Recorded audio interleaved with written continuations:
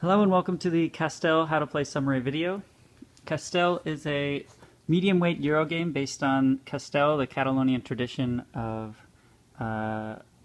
teams of people gathering at these periodic festivals to compete in human tower building competitions.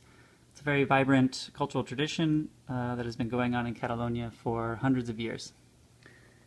In the game, players are running a Castell team, and over the course of the game, they're going to be moving throughout the 7 regions of Catalonia, recruiting additional Castellers to their team, learning tower building skills so they can build more impressive towers for the festivals, and competing at periodic festivals over the course of the game. I have the game set up for 4 players, so as part of the setup, the festival calendar and some of the festival requirements are all set up randomly. The skills around the skill location wheel are set up randomly. The local performance tokens are placed out on the board.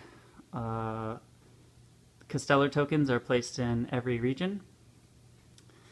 Each player is given a player board, 7 bonus action tokens, and then a set of Casteller tokens. The Casteller tokens are all numbered 1 to 10 and are also differentiated by color. So the game takes place over 10 rounds, which is tracked by this round tracker. On every turn, each player is going to do 4 things in any order. The 4 things that the player can do are move, recruit, train, and a bonus action. Moving is just taking your pawn and moving it to an adjacent region. Recruit allows you to take any 2 Castellers from the region that you're currently in. I'll just reiterate that you can do the actions in any order, so I could perhaps take 2 Castellers and then move, or move and then take 2 Castellers from the location that I ended up in. The next thing is train. So train, you're going to take a skill from the side of the board. So the skills that you have access to are also linked to location. So in this case, if my pawn is currently in Barcelona, then I can take this skill, which is marked on the Barcelona space of the wheel, or the skill that's currently in the all region space. When I take a skill, if I don't have it already, I'm just going to take it from the side of the board, place it next to my player board on the 1 space. If I take that skill again later in the game, then it'll just bump up. So the maximum that I can take any given skill is up to 5. Once every player has taken a single turn on a round, it'll just move on to the next round. When it's a new round, you're going to rotate the skill locations wheel 1 space clockwise, and we may refill the board of Castellers. When you're filling up the board of Castellers, you're always filling up to a maximum. For a 4-player game, you will just fill up to 5. The board only gets filled up every other round, so in rounds 1, 3, 5, 7, and 9. At the end of round 3 is the first festival. In order to participate in a festival, there are a few requirements. To participate in a festival, you must end the round in that particular region. So in this case, we have the festival happening in Lleida. So if 2 people are in Lleida, they will potentially be participating in the festival. The next thing you need is you need to present a tower that's at least 4 sections tall. And I'll get into the building rules for a tower in a minute. The last thing is that the tower that you're going to present has to have this particular number in the tower. So it needs, in this case, I need to have at least 110 in the tower. In some festivals, there are multiple numbers, and you need to have all of those represented in your tower. And at the end of some rounds, there will be multiple festivals happening in different places. So you'll have the opportunity to perhaps go to one or the other. You won't be able to go to both. So let's talk a little bit about building your tower. As I mentioned in the beginning of the game, each player is given 7 random Castellers, and then over the course of the rounds, they'll be collecting more every round. When you're building your tower, you don't have to use everyone on your team. when you're building the first section of your tower, which is the base, a section always has to be made up of the same number. So in this case, I have all 10s. The maximum width of a section is 3. I could start with the base of my tower with any number, say 10s, 9s, 8s, 7s, what have you. When building a section on top of this, it has to be of a lower number. So in this case, I'm building 6s on top of 10s. And it has to have fewer castellars. So I have 2 6s on top of 3 10s. With these basic rules, I'm able to build a 3-height human pyramid. With the different skills, you'll be able to bend those rules and build more impressive towers. As you can see, something like this might happen later in the game. Now, when you're competing in a festival,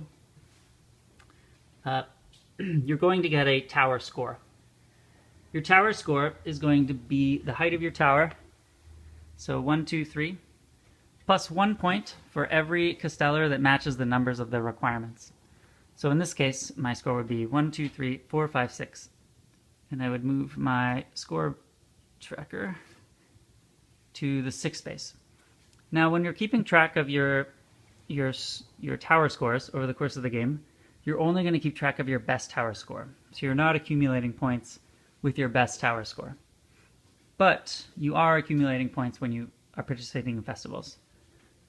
If there are people participating in the festivals, you will have the opportunity to earn prizes. So if you are the only person participating in a festival, you will get the small prize, which is the blue ribbon. If there are 2 people participating in the festival, the first place will get the medal, and then second place will get the small prize, which is the ribbon. If 3 or more people are in the festival, then first place will get the large prize, which is the trophy, second place will get the medal, and third place will get the ribbon. Whenever you're getting a prize for a festival, you're going to put it on your player board in the specific region, because you will get a bonus for scoring in a certain number of regions. So if you're able to score in all 7 regions, you'll get 14 bonus points at the end of the game.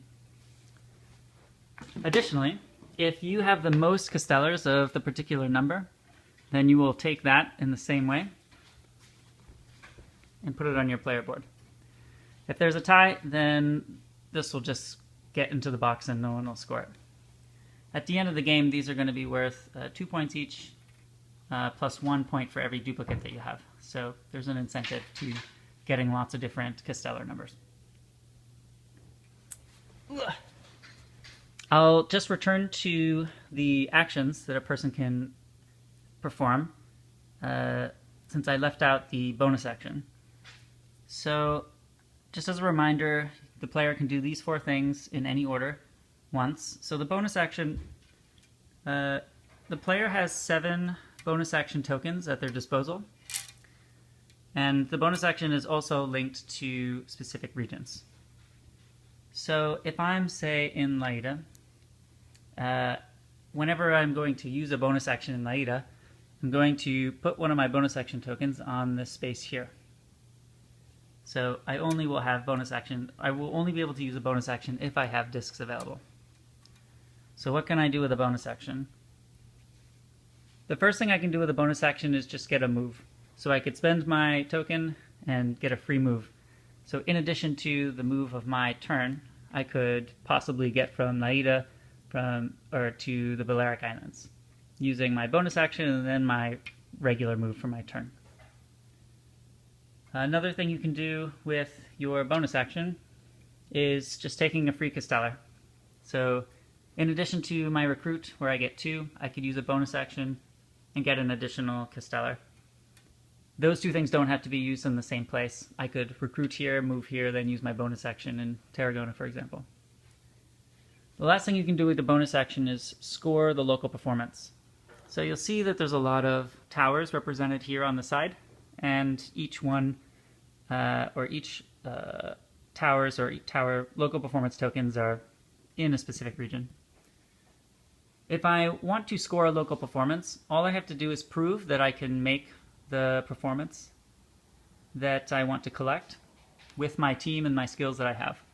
So if I'm able to do so, then I will just take this token and save it next to my player board, and it will score at the end of the game. Additionally, if there are other players that have used bonus actions in that space, then I will collect those tokens, and they will also score points at the end of the game. So if players are using lots of bonus actions in different regions, they can potentially create a lot of extra points on the board. So to summarize final scoring, at the end of the 10th round, after the festivals have been completed, your final score will be whatever your best tower score is, which is usually somewhere between 15 and 25 points. Then you'll get your locations bonus. You'll get points for all the stars on your prize tokens. You'll get the points from your Castellar number tokens, and then the points from your local performance tokens with whatever bonuses you got from claiming other players' tokens. And whoever has the highest score at the end wins. Thank you for watching.